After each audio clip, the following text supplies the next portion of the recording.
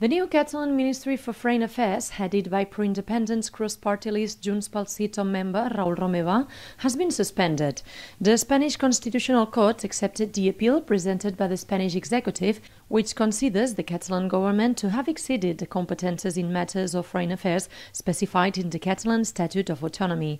This Thursday, several foreign members of the European Parliament, which have been following the political process in Catalonia, have expressed their opinion on that matter. They believe that the suspension of the new ministry will work against the aim of the Madrid government and boost independent support. But surely to try to suppress legitimate actions in this way that have been voted for by Catalans can only be counterproductive and can only ensure that even more Catalans will see that the way to ensure that Catalonia has all the normal powers of a normal country is to become independent. It's going to work against the view of the Madrid government, I would think.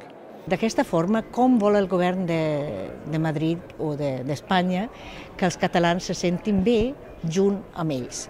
Jo crec que el govern ha fet tot el que ha pogut per crear aquesta tensió tan forta que hi ha ara en aquest moment entre Catalunya i el govern. Well, in an atmosphere where there is no trust, in an atmosphere of confrontation, where there is no respect, a court takes a political decision. And this, of course, was not a surprise in itself because it happened before.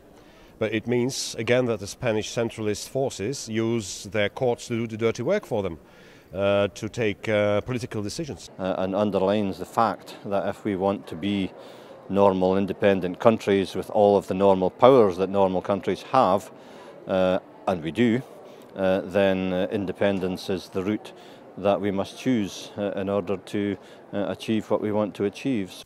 Scotland and Flanders are usually regarded as examples for those who defend Catalonia's push for independence. The president of the Scottish National Party and also member of the European Parliament, Ian Hutchinson, said the Scots are fortunate not to have been treated in the way that Madrid seeks to treat Catalonia, and stressed that Scotland has a Minister for Foreign Affairs. So yes, we do have a Minister for External Affairs.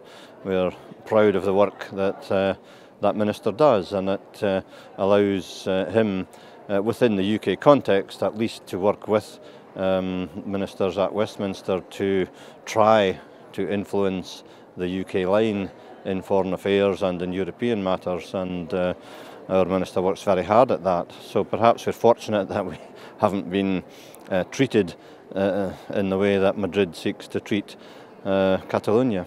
In the same vein, Flemish member of the European Parliament, Mark de Mesmaeker, highlighted the differences between Spain and Belgium regarding the foreign action strategy. The Flemish government is able to negotiate and to sign treaties or cooperation agreements with other countries, with other regions, autonomously for those competences she has responsibility for. For instance, tourism, for instance, education, for instance, foreign trade, very important, infrastructure, economic development. And we have a network of diplomatic network, culturally, politically, and economically. Many have claimed that the problem with the Catalan Ministry for Foreign Affairs was the name rather than the position, as minister is the usual word used for the members of the Spanish and other countries' executive. Foreign minister was just a kind of name change, not a legal change, but it have a big emotional meaning for both sides. Back in Catalonia, Catalan President Carles Puigdemont has defended the legitimacy of the Catalan Ministry for Foreign Affairs